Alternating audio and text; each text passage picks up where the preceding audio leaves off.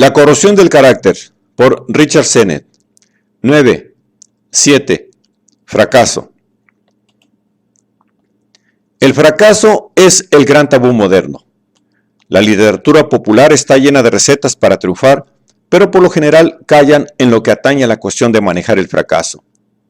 Aceptar el fracaso, darle una forma y un lugar en la historia personal, es algo que puede obsesionarnos internamente, pero que rara vez se comenta con los demás.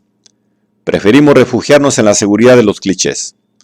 Los campeones de los pobres lo hacen cuando intentan sustituir el lamento "he fracasado" por la fórmula supuestamente terapéutica "no, no has fracasado, eres una víctima". En este caso, como siempre que tenemos miedo de hablar directamente, la obsesión interna y la vergüenza se vuelven mayores. Si se deja sin tratar, se resume en la cruel sentencia interna: no soy lo bastante bueno. Hoy el fracaso ya no es la perspectiva normal a la que se enfrentan los muy pobres o los desfavorecidos. Se ha vuelto más familiar como hecho común en la vida de la clase media. El tamaño cada vez menor de la élite hace que el éxito sea más difícil de alcanzar. El mercado del ganador se lo lleva todo es una estructura competitiva que arroja grandes cantidades de gente con estudios al vertedero del fracaso. Las reconversiones de empresas y las reducciones de plantilla imponen a la clase media desastres repentinos que en el capitalismo anterior estaban mucho más limitados a las clases trabajadoras. La sensación de fallarle a la familia, comportándose en el trabajo de una manera flexible y adaptándose a cada momento, esa sensación que obsesiona a Rico, si bien más sutil, es igualmente poderosa. La oposición misma de los términos éxito-fracaso es una manera de aceptar el fracaso en sí.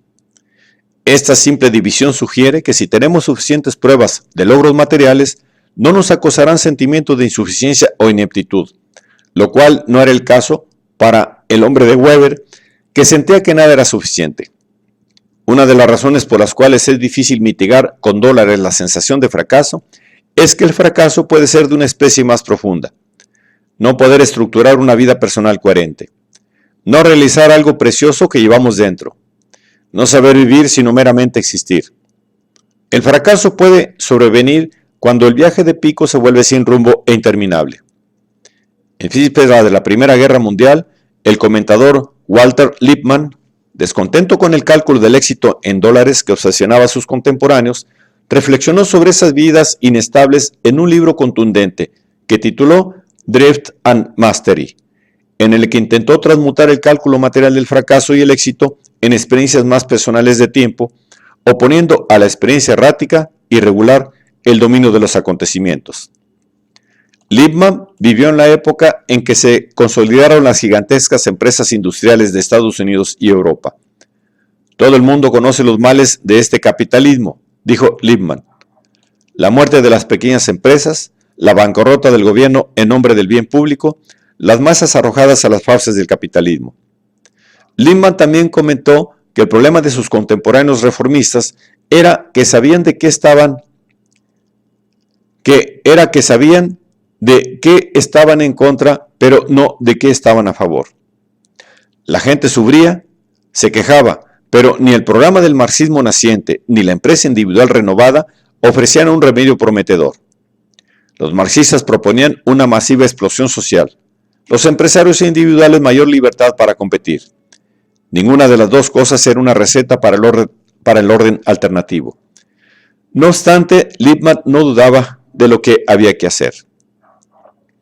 Al observar la decidida y sacrificada actitud de los inmigrantes que por entonces inundaban Estados Unidos, proclamó en una frase memorable: todos somos inmigrantes espirituales. Las cualidades personales de determinación invocadas por Hesiodo y Virgilio, Lippmann las ve otra vez encarnadas en el trabajo esforzado y sin pausa del Lower East Side de Nueva York. Lo que Lippmann odiaba era el disgusto que le provocaba el capitalismo al esteta sensible, personificado, según él, en Henry James, que miraba a los inmigrantes de Nueva York como una raza extraña, si bien con mucha energía, alborotada y anárquica en sus luchas. ¿Qué debería guiar a la gente lejos de la patria, la gente que ahora intenta crear una nueva narrativa espiritual? Según Lippmann, la carrera. No hacer una carrera del trabajo, por modestos que fueran su contenido o su paga, era entregarse a la sensación de errar sin rumbo que constituye la experiencia más profunda de la ineptitud. Echando mano de una expresión en boga, diría que uno tiene que hacerse una vida. Así, Lindman recuperó el sentido más antiguo de carrera que cité al iniciar este ensayo. La carrera como una ruta bien hecha. Recorrer ese camino era, según él, el antídoto contra el fracaso personal. ¿Podemos practicar este remedio en un capitalismo flexible? Aunque hoy podamos pensar en una carrera como sinónimo de profesión, uno de sus elementos, poseer una capacidad, no ha quedado limitado al ámbito profesional, y ni siquiera burgués. El historiador Edward Thompson señala que en el siglo XIX incluso los trabajadores menos favorecidos, mal pagados, desempleados o que iban buscando un empleo tras otro, intentaban definirse a sí mismos como tejedores, obreros metalúrgicos o campesinos. El prestigio en el trabajo se consigue siendo algo más que un par de manos. Los trabajadores manuales y los empleados domésticos de categoría superior en las familias victorianas lo buscaban en las palabras carrera, profesión y oficio, que mezclaban indiscriminadamente más allá de lo que podría considerarse admisible. El deseo de este prestigio era igualmente intenso entre los empleados de la clase media de las nuevas empresas. Como ha demostrado el historiador Oliver Sunz, en el mundo empresarial de la época de Lindman, la gente intentaba dignificar su trabajo tratando la contabilidad, las ventas o la dirección de empresas como actividades semejantes a la de un médico o un ingeniero. Así pues, el deseo de prestigio que brinda una profesión no es nada nuevo. Tampoco lo es la sensación de que son las carreras, más que los trabajos concretos, las que desarrollan nuestro carácter.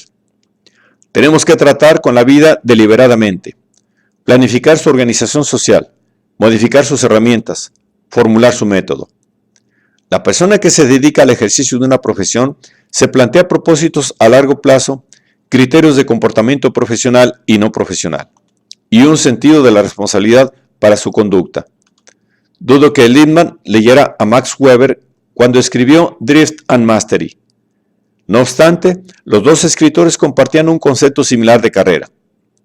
En el uso que de la palabra hace Weber, Beruf, en alemán profesión, carrera, también subraya la importancia del trabajo como narración y afirma que el desarrollo del carácter solo es posible mediante un esfuerzo organizado y a largo plazo.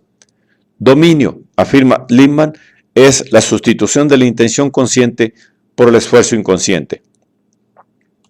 La generación de Lindman creía que se encontraba al comienzo de una nueva era de la ciencia y del capitalismo. Estaban convencidos de que el uso correcto de la ciencia, la técnica y más en general el conocimiento profesional podía ayudar a hombres y mujeres a consolidar con mayor fuerza una carrera. Al depositar esta confianza en la ciencia para el desarrollo del dominio personal, Lindman se asemeja a otros contemporáneos norteamericanos y a socialistas fabianos como Sidney y Beatrice Webb en el Reino Unido o el joven Léon Blum en Francia, así como a Max Weber. La receta de Lindman para adquirir el dominio personal también tenía su objetivo político concreto. Lindman observó cómo los inmigrantes de Nueva York se esforzaban por aprender inglés con vistas a comenzar sus carreras, pero eran excluidos de los institutos de enseñanza superior de la ciudad, que en esa época no admitían judíos y negros y eran hostiles a los griegos, los italianos y los irlandeses. Al pedir una sociedad más orientada hacia el desarrollo de las profesiones, el autor pedía que estas instituciones abrieran las puertas en una versión norteamericana del lema francés, carreras abiertas al talento. El escrito de Lindman constituye un acto imponente de fe en el individuo, en la posibilidad de hacer algo de uno mismo. El sueño de rico, hecho realidad ahora en las calles del Lower East Side, entre personas que Lindman veía como seres humanos específicos e inconfundibles. En sus escritos, Lindman tendía a enfrentar al Goliat del capitalismo contra el David del talento y la voluntad personales. El placer que produce leer a Lindman es su propia justificación. Su voz es la de un honrado maestro de escuela eduardiano, de vida sana, que al parecer se ha pasado muchas horas en piquetes o en compañía de hombres cuyas palabras apenas entiende. Así y todo, ¿es su fe en la profesión un precepto viable para nosotros, casi un siglo más tarde? Y en concreto, ¿es un remedio para el fracaso? ese tipo de fracaso que consiste en no poder organizar nuestra vida? Hoy conocemos formas de burocracia diferentes de las conocidas por Lippmann y Weber. El capitalismo ahora actúa según principios de producción diferentes. Sin embargo, dejar de extraer algún sentido de continuidad y finalidad de estas condiciones equivaldría literalmente a nuestro propio fracaso. Pensé a menudo en Lippmann mientras escuchaba a un grupo de programadores de mediana edad, hombres que acababan de perder su empleo tras una reducción de plantilla en una oficina de IBM en Estados Unidos. Antes de quedar en paro, estos hombres suscribían, de un modo algo complaciente, la creencia de que la carrera profesional se desarrollaba a largo plazo. Como programadores de alta tecnología, se suponía que eran los amos de la nueva ciencia. Tras el despido, tuvieron que probar diferentes interpretaciones de los hechos que destrozaron su vida. No podían evocar una narrativa de los hechos instantánea y evidente por sí misma que diera sentido a su fracaso. Y ahora, por medios que Lippmann quizá no previó, se han salvado de la sensación de estar a la deriva y encontraron en el fracaso mismo cierta revelación de su vida profesional. En primer lugar, quisiera exponer el contexto de la empresa en la que habían trabajado por ser característico. Hasta mediados de la década de los 80, IBM practicó un capitalismo paternal con una venganza. El hombre responsable del crecimiento de IBM, Thomas Watson padre, llevaba la empresa como un feudo personal y se llamaba a sí mismo padre moral de la empresa. La antigua canción de la empresa decía, con el señor Watson al frente, cada vez más ascenderemos y mantendremos a IBM respetada a los ojos del mundo. La lealtad, decía Watson, evita el desgaste que produce tomar decisiones diarias respecto a lo que es mejor. Desde el punto de vista institucional, IBM se parecía a una empresa estatal francesa o italiana con empleo fijo para la mayoría de sus empleados y una especie de contrato social entre la dirección y los trabajadores. En 1956, Thomas Watson, hijo, relevó a su padre. El nuevo jefe delegó más y escuchó mejor, pero el contrato social siguió en vigor. IBM daba a sus trabajadores unas pensiones y un seguro de enfermedades excelentes. Fomentaba la vida social con cursos de golf organizados por la empresa, atención de los niños e hipotecas, todos los estados de una carrera diseñada para gente de la que se esperaba que se quedase y ascendiera. IBM podía hacerlo porque en sus mercados era prácticamente un monopolio. A consecuencia de graves errores de cálculo sobre el crecimiento de la industria informática de los años 80, IBM entregó virtualmente el control del sector de los ordenadores personales. A principios de 1990, la empresa agonizaba en medio de un periodo de agitación. Watson, hijo, se había retirado. 4 nuevos presidentes cayeron. En 1992, la empresa sufrió una pérdida masiva de $6.600 millones. 8 años antes, había acumulado los mayores beneficios jamás registrados por una empresa norteamericana. La compleja burocracia interna había demostrado ser paralizante cuando Microsoft, de Bill Gates, la hizo a un lado. IBM también se enfrentaba a una dura competencia de los japoneses y americanos advenedizos. En 1993, con un nuevo presidente, Louis Gerstner, la empresa comenzó a reformarse con vistas a ser una máquina competitiva e hizo un giro igualmente radical, intentando reemplazar la rígida estructura jerárquica del trabajo con fórmulas más flexibles de organización y con una producción flexible orientada a colocar en el mercado más productos y con mayor rapidez. La plantilla de 400,000 empleados fue el blanco principal de la compañía. Al principio se tentó a algunos para que se marcharan y luego muchos más tuvieron que irse a la fuerza. En los primeros 6 meses de 1993, la empresa prescindió de una tercera parte de los empleados de las 3 fábricas de IBM situadas en Hudson Valley, Nueva York, y la compañía redujo las operaciones donde fuera posible. La nueva dirección cerró los campos de golf y los clubs y reiteró su apoyo a las comunidades en las que la empresa operaba.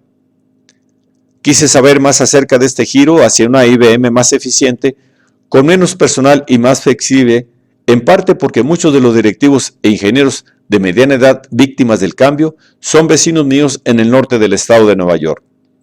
Sin trabajo a una edad demasiado temprana, se han forjado un empleo como consultores, lo cual significa repasar sus agendas con la esperanza, a menudo vana, de que los contactos fuera de la organización aún recuerden que existen. Algunos han vuelto a trabajar para la empresa, pero como trabajadores con contactos a corto plazo, sin beneficios sociales ni un puesto en la institución. Al margen de cómo se las han ingeniado para sobrevivir los últimos 4 años, no pueden dejar de prestar atención a la dura realidad del cambio y los efectos de este en su vida. El River Winds Café, no lejos de los antiguos despachos de mis vecinos, es una alegre hamburguesería antes frecuentada durante el día solo por mujeres que salían de compras o por adolescentes de expresión sombría que iban ahí a pasar el rato después del colegio. En este sitio les he oído desgranar su historia a esos hombres de camisa blanca y corbata negra que beben tazas de café sentados muy atentos como si estuvieran en una reunión de negocios. Un grupo de 6 o 7 hombres que se mantienen unidos. Antes eran programadores de ordenadores centrales y analistas de sistemas de la antigua IBM. El más comunicativo de todos era Jason, un analista de sistemas que llevaba en la empresa cerca de 20 años, y Paul, un programador más joven al que Jason despidió en la primera oleada de reducción de plantilla. Comencé a reunirme con ellos esporádicamente, a últimas horas de la tarde, en 1994, un año después de que todos, menos Jason, hubieran sido despedidos, y un año después de encontrarme a Rico en el vuelo a Viena. En el River Winds Café, el esfuerzo de estos hombres por verle un sentido a lo ocurrido se dividió, grosso modo, en 3 etapas. Cuando me sumé a sus conversaciones, los hombres se sentían víctimas pasivas de la empresa, pero cuando esas conversaciones llegaron a una conclusión, los empleados despedidos se habían concentrado en su propio comportamiento. Cuando el dolor por el despido aún seguía en carne viva, la conversación giraba en torno a las traiciones de IBM, como si la empresa los hubiera engañado. Los programadores desenterraban hechos o comportamientos pasados de la empresa que parecían presagiar los cambios que se registraron posteriormente.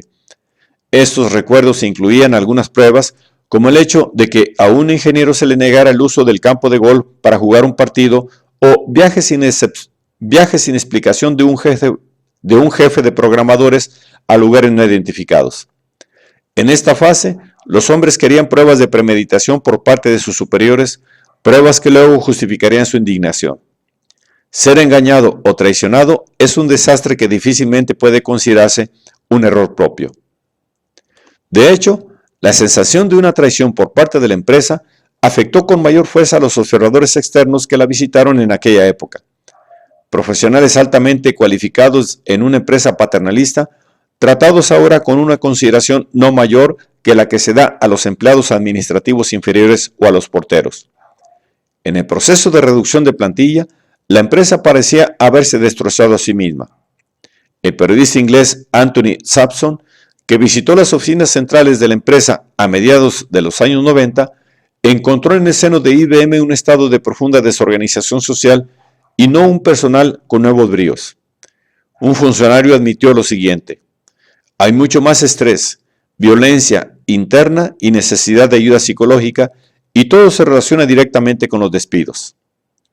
Los que habían sobrevivido se comportaban como si vivieran con tiempo prestado y no sentían que habían sobrevivido por alguna razón válida. En lo tocante a los despidos, un pastor de una iglesia local y anterior trabajador de IBM comentó a Sampson: se sienten amargados y traicionados. Nos hicieron sentir como si fuéramos la causa de su fracaso mientras los peces gordos hacían millones.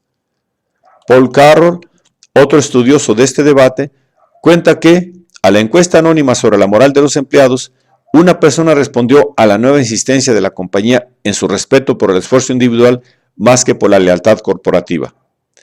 ¿Qué respeto? IBM es una compañía muy poco sólida y hace pomposas declaraciones públicas sobre el respeto, la sinceridad y la sensibilidad, mientras a un nivel más bajo practica la administración opresiva y discriminación.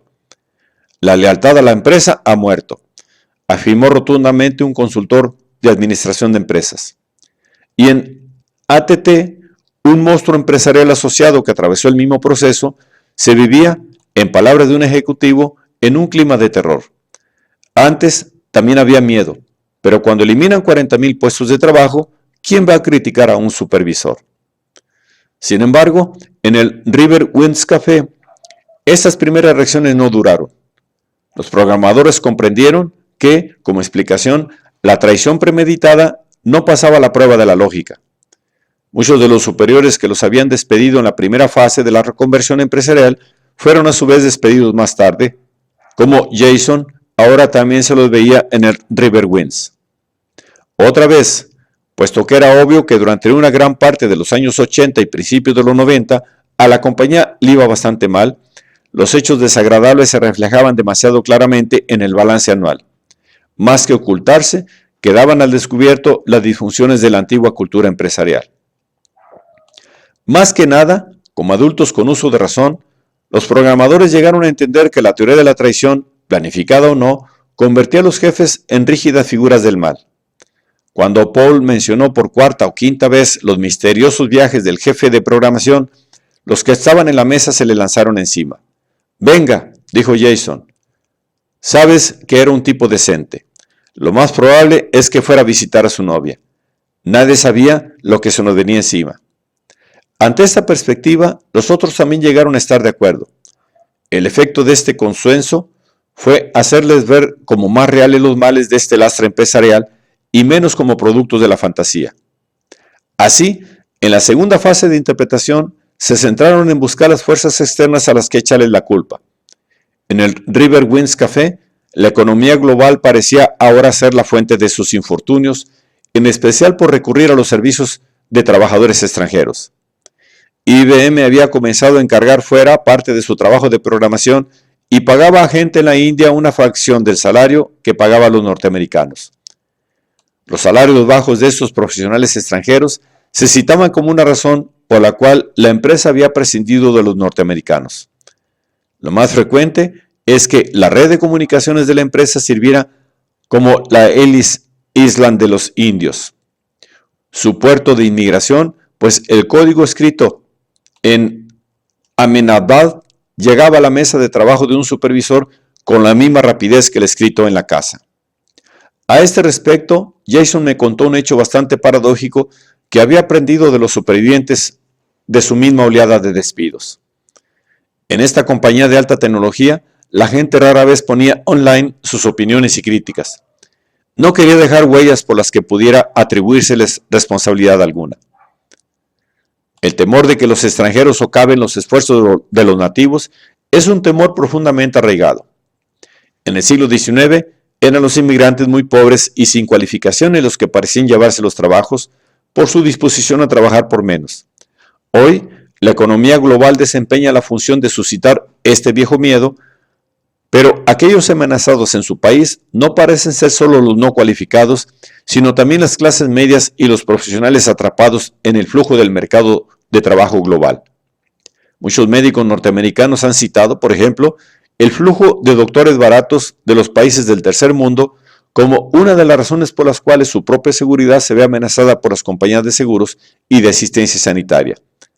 Economistas como Lester Turow han intentado generalizar esta amenaza argumentando que el cambio de trabajo a lugares del mundo con menores salarios debilita los salarios en economías más avanzadas como Estados Unidos.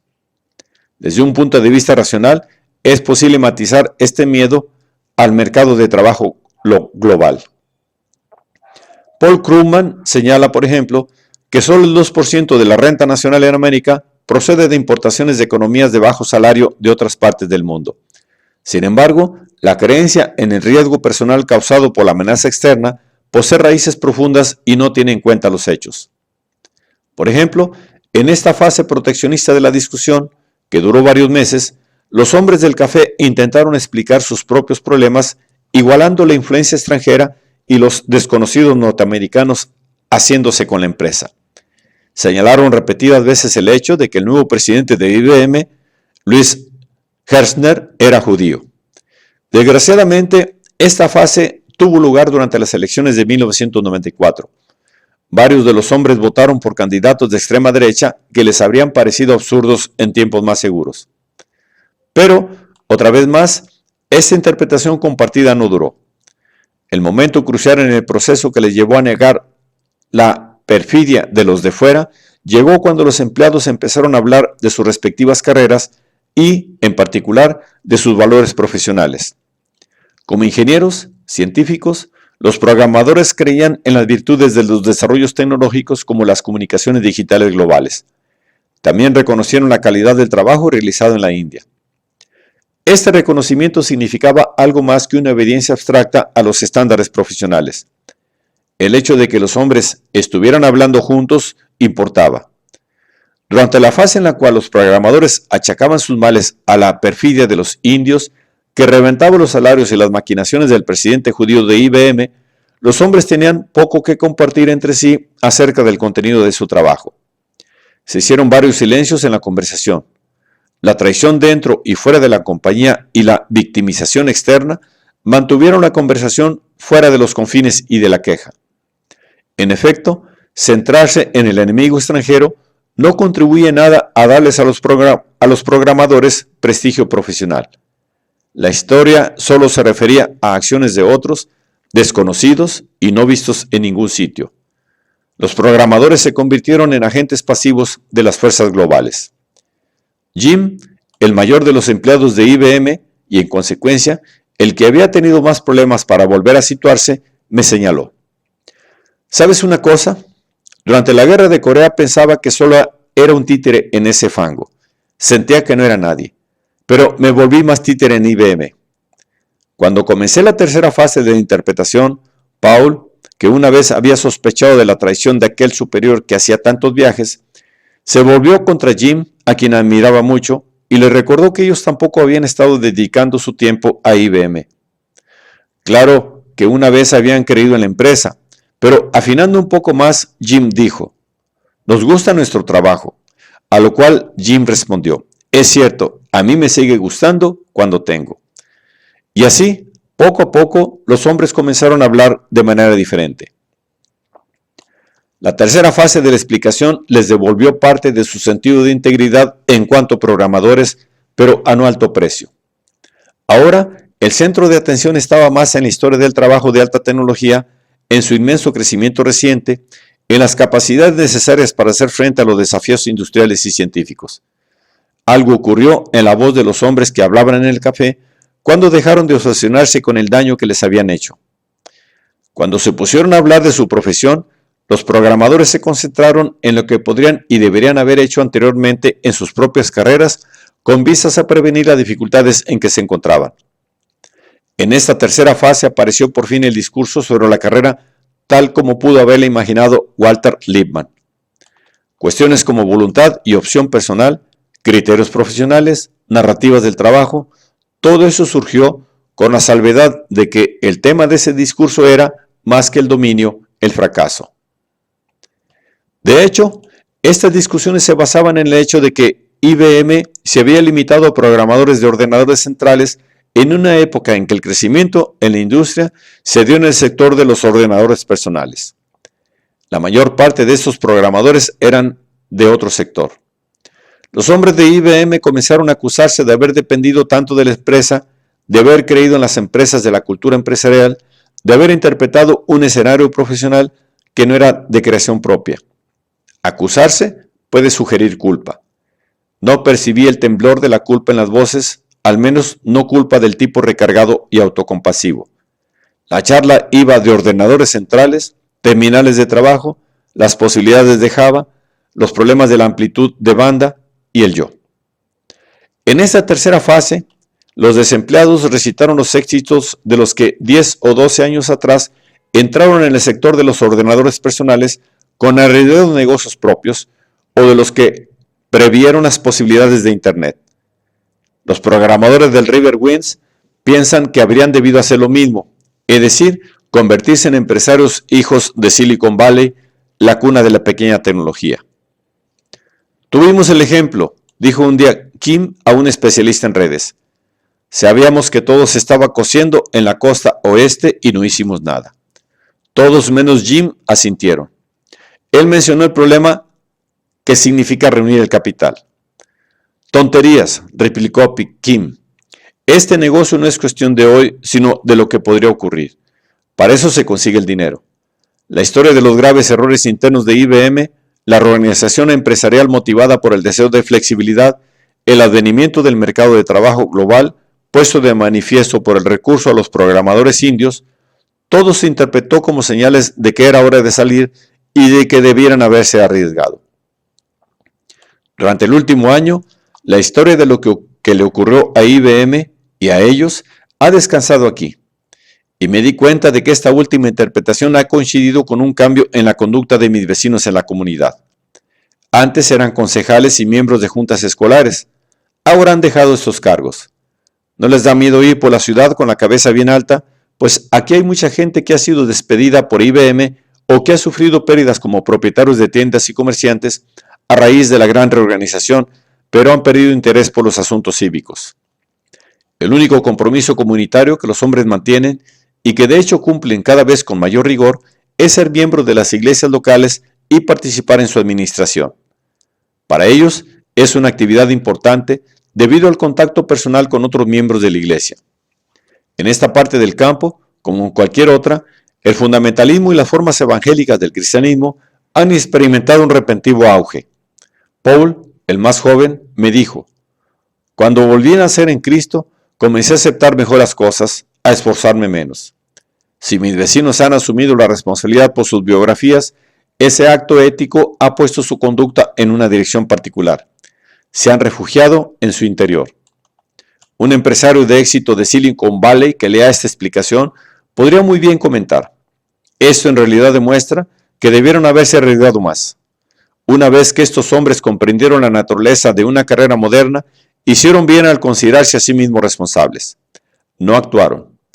Por supuesto, este severo juicio da por sentado que los programadores eran previsores. Con todo, las discusiones de River Winds Café podrían tomarse sencillamente como un cuento con moraleja acerca de la vulnerabilidad agravada de las carreras hoy día. Sin embargo, dejar el asunto así excluiría el trabajo real en el que estaban comprometidos estos hombres. Hacer frente a su fracaso, sacar un sentido de él en relación con su respectivo carácter. En una entrevista a Michel Foucault, poco antes de morir, el filósofo le hizo al periodista que le entrevistaba esta pregunta: ¿cómo uno se gobierna a sí mismo? ¿Cómo gobernarse a sí mismo realizando acciones en las que uno es el objeto de esas acciones, los dominios en que se aplican, los instrumentos a los cuales tienen que recurrir y el sujeto que actúa? Los programadores tuvieron que responder a esa pregunta buscando maneras de hacer frente a la realidad del fracaso y los límites personales. Ese esfuerzo de interpretación está también en el espíritu del dominio de Lippmann, en el sentido de dejar de sufrir el cambio pasivo y ciegamente. En cualquier caso, es una acción real. Están venciendo el tabú del fracaso, sacándola a la luz. Por esta razón, es importante comprender su manera de hablar. Los hombres prueban 3 historias. Las 3 versiones giran alrededor de un punto decisivo. En la primera, ese punto aparece como la dirección de la empresa, cuando la dirección de la empresa comienza a traicionar a los profesionales. En la segunda, cuando los intrusos entran en escena. En la tercera, en el momento en que los programadores no se deciden abandonar la empresa. Ninguna toma la forma de una historia en la que el desastre personal es largo y lento, desde la época de Thomas Watson, padre en adelante. Crear una narrativa alrededor de momentos repentinos y cruciales del cambio es, por supuesto, una convención común tanto en novelas como en autobiografías. Jean-Jacques Rousseau, por ejemplo, en sus Confesiones, declara a propósito de unos azotes que le aplicó cuando niño la señorita Lambertier, quien habría podido suponer que ese castigo infantil, recibido a la edad de 10 años de manos de una mujer de 30, determinaría mis gustos y deseos, mis pasiones, mí mismo yo para toda la vida. Este indicador del cambio ayuda a Rousseau a definir, pese al violento flujo interior, una forma para su historia personal, como cuando declara que hay veces en que soy tan distinto del que soy que podrían tomarme por alguien de un carácter totalmente opuesto. La convención del momento crucial es una manera de hacer el cambio legible y claro, más que una combustión caótica, ciega o simplemente espontánea. Esta última clase de cambio aparece en la autobiografía de Goethe. Al decidirse a abandonar su vida pasada, Goethe dice de sí mismo: ¿a dónde irá ahora? Apenas puede recordar de dónde viene. Al igual que para Rousseau, la convención del momento definidor y clarificador ayuda a los programadores a encontrarle un sentido a la forma de sus carreras. Por supuesto, sus conversaciones no eran 3 capítulos claros y bien acabados. La charla relajada vagabundea y serpentea inevitablemente. Sin embargo, en las 2 primeras versiones, molestas verdades se cuelan en el camino de los hechos decisivos. La primera versión pierde credibilidad porque los hombres conocían la situación de IBM. La segunda hace aguas por la creencia de los hombres en el progreso tecnológico y su sentido de calidad profesional. Sin embargo, la tercera versión libera a las personas que participan en la conversación y les permite hacerse con el control de la narrativa. Ahora, la historia puede fluir. Tiene un sentido sólido, yo y una trama bien construida. Lo que debiera haber hecho es coger mi vida con mis propias manos. El momento clave se da cuando los programadores dejan de ser víctimas pasivas y asumen una posición más activa. Ahora son sus propias acciones las que importan. El despido ya no es el hecho clave.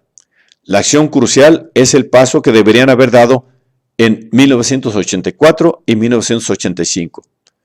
El momento clave se convierte en responsabilidad personal. Únicamente haciendo este cambio pueden comenzar a hacer frente al hecho de que han fracasado en sus carreras. Los tabúes que rodean al fracaso significan que a menudo es una experiencia profundamente confusa y mal definida. Un golpe solo, un rechazo, no bastan. En un soberbio estudio de la clase media en movilidad descendente, la antropóloga Catherine Newman observa que, pese a sus diversos resultados, la movilidad descendente de la clase directiva genera una condición liminal, flotante, ambigua. Ser un ejecutivo venido a menos, dice Newman, significa descubrir, en primer lugar, que uno no es una persona tan buena como pensaba que era, y luego terminar sin saber quién o qué eres. Los hombres de River Winds Café se salvaron de esa ambigüedad subjetiva. Podría parecer que este funcionamiento narrativo del fracaso es arbitrario.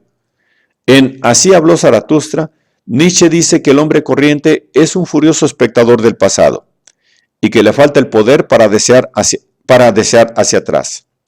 Sin embargo, los programadores no podían vivir como espectadores furiosos de su pasado y por eso llevaron sus deseos hacia atrás. Y, en la evolución de la historia narrada, los hombres del River Winds Café dejaron finalmente de hablar como niños de una empresa paternalista. Se desprendieron de la opinión de que los poderosos son demonios maquinadores y los sustitutos de Bombay intrusos ilegítimos. De ese modo, su interpretación se hizo más realista. ¿De qué manera esta forma narrativa elimina la sensación de deriva interior que Lippmann consideraba tan corrosiva? Consideremos otra clase de narrativa que podría adaptarse mejor a las circunstancias contemporáneas. El novelista Salman Rushdie afirma que el yo moderno es un edificio tembloroso que construimos con retales, dogmas, injurias infantiles, artículos de periódico, comentarios casuales, viejas películas, pequeñas victorias, gente que odiamos, gente que amamos. Para él, una narrativa vital parece un collage, una colección de accidentes, de cosas encontradas e improvistas. El mismo énfasis en la continuidad aparece en los escritos del filósofo Zygmunt Bauman y el teólogo Mark Taylor. Ambos celebran los esfuerzos de novelistas como Joyce o Calvino por trastocar tramas bien construidas para poder transmitir el flujo de la experiencia ordinaria. La psique vive en estado de interminable devenir, una mismidad que nunca termina. En estas condiciones no puede haber una narración vital coherente, ni momento clarificador de cambio que ilumine el conjunto. Estas visiones de la narrativa, a veces llamadas posmodernas, reflejan en efecto la experiencia del tiempo en la moderna economía política. Un yo maleable, un collage de fragmentos que no cesa de devenir, siempre abierto a nuevas experiencias. Estas son precisamente las condiciones psicológicas apropiadas para la experiencia de trabajo a corto plazo, las instituciones flexibles y el riesgo constante. Sin embargo, hay poco espacio para comprender el derrumbe de una carrera si creemos que toda la historia de una vida solo es una colección de fragmentos. Tampoco hay espacio para analizar la gravedad y el dolor del fracaso si no es más que otro incidente. La fragmentación del tiempo narrativo está particularmente marcada en el medio profesional de los programadores. En City of Bits, el arquitecto William Mitchell describe el ciberespacio como una ciudad no arraigada en ningún lugar definido de la superficie de la Tierra y habitado por sujetos incorpóreos y fragmentados que existen como colecciones de alias y de agentes. La analista de tecnologías Sherry Turkle cuenta que una persona joven le dijo: solo giro alrededor de una parte de mi mente y luego de otra cuando voy de ventana en ventana. De alguna manera soy una especie de argumento en una ventana y trato de dar una línea chica en otra, y en otra ventana puedo tener abierta una hoja de cálculo. Frederick Jameson habla de esta incesante rotación de los elementos en la experiencia moderna, tal como ocurre al moverse de ventana en ventana por la pantalla del ordenador. Los programadores han recuperado hablando de falta de conexión ausente en la pantalla. Su narrativa parece en realidad posmoderna en su esfuerzo por tener coherencia y una autoría sólida. Yo. Podría decirse que la suya es, para usar otra expresión de moda, una narrativa de resistencia. Pero, en su alcance ético, el desenlace de esta conversación fue más profundo. Al final, los programadores hablaban con un aire más de irrevocabilidad resignada que de rabia por sentir que habían perdido el tren, por haber desperdiciado sus posibilidades, aunque estén en su mejor momento físico. En esta tercera versión, los hombres sintieron el alivio de no tener ya que luchar. Antes sentían ese cansancio tan hondo de la vida que sobrecoge a mucha gente de mediana edad. Cualquiera que haya saboreado de verdad el fracaso reconocerá el impulso. Ante la pérdida de la esperanza y el deseo, la preservación de la voz activa es la única manera de hacer el fracaso soportable. No es suficiente con declarar simplemente la voluntad de durar. Rico está lleno de principios orientadores y tiene un montón de consejos que darse a sí mismo, pero estas panaceas no le evitan sus temores. El consejo que los ingenieros se dan a sí mismos se expresa en locuciones como «debiera haberlo sabido» y «si hubiera». En este lenguaje, el alivio se parece a la resignación, y la resignación es una manera de reconocer el peso de la realidad objetiva. Así, su narrativa fue, de alguna manera, una especie de autocuración. En general, la narrativa solo hace el trabajo de curar por su estructura, no por medio de consejos. Incluso las grandes alegorías, incluso aquellas que no tienen ningún reparo en moralizar, como El peregrino de Bunyan, trascienden el intento de enseñarle al lector cómo han de actuar. Bunyan, por ejemplo, hace las tentaciones del mal tan complicadas que el lector se demora demasiado en las dificultades de Cristiano, el protagonista, y no intenta imitar sus soluciones. La curación que produce la narrativa ahí viene precisamente del compromiso con la dificultad. El trabajo terapéutico no limita su interés a hechos que se resuelven de la manera correcta. En cambio, una buena narrativa reconoce y prueba la realidad de todas las maneras erróneas en que puede salir la vida, y en efecto, sale. El lector de una novela, el espectador de una pieza de teatro, experimentan un particular consuelo al ver que la gente y los hechos se encajan en una estructura temporal. La moraleja de la narrativa reside en la forma, no en el consejo.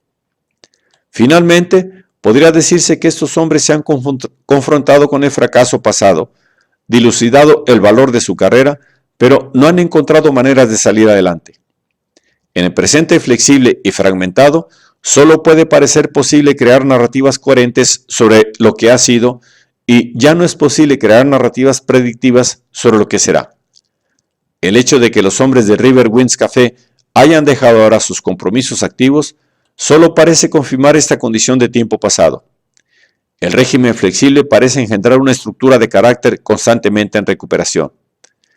Irónicamente, estos son los Davides que se enfrentan al Goliat del régimen flexible. Es, en cuanto a individuos, la clase de individuos admirados por Walter Lippmann que los programadores encontraron un camino de discutir el fracaso entre sí para de esa manera encontrar una sensación más coherente de su yo y de su tiempo. Mientras que deberíamos admirar esa fuerza individual, el giro a su interior y a relaciones íntimas, muestra los límites de la coherencia que han conseguido. Un sentido más amplio de comunidad y un sentido más pleno del carácter es lo que necesita el número creciente de personas que en el capitalismo moderno están condenadas al fracaso.